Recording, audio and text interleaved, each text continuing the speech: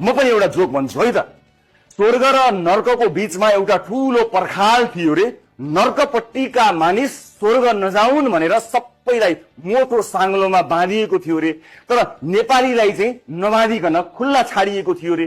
यसरी नेपालीलाई खुल्ला छाडेकोमा अरू देशका नर्कवासीले यमराजलाई कम्प्लेन गरेछन् र भनेछन् हामीलाई बाँध्ने, नेपालीहरूलाई चाहिँ नबाँध्ने। यसरी त उनीहरू पर्खाल नागेर स्वर्ग जान पाइहाल्छन् नि। जवाफमा यमराजले भनेछन् हे अन्य देशका प्यारा नर्कवासी हो, नेपालीहरूलाई बाँध्नै पर्दैन। एउटा नेपालीले पर्खाल चढ्न खोज्यो भने अर्को नेपालीले सहन्छ, त्यसलाई फुट तानेर झार्छ, त्यसको खुट्टा फेरि अर्कोले तान्छ, किन बाँध्नु पर्यो? यो जोक थियो। फेरि यसमा पनि लजिक खोजेर मलाई तान्ने काम चाहिँ नगरिदिनु होला। यो रवि दाईको जोक थियो। अब यो रवि दाईको भिडियो हाल्यो भनेर फेरि मेरो खुट्टा नतान्नु होला नि। फेरि भिडियो भाइरल भयो, अब यसको खुट्टा तान्नु भनेर मेरो खुट्टा तान्ने होइन नि फेरि त्यहाँ, नत्र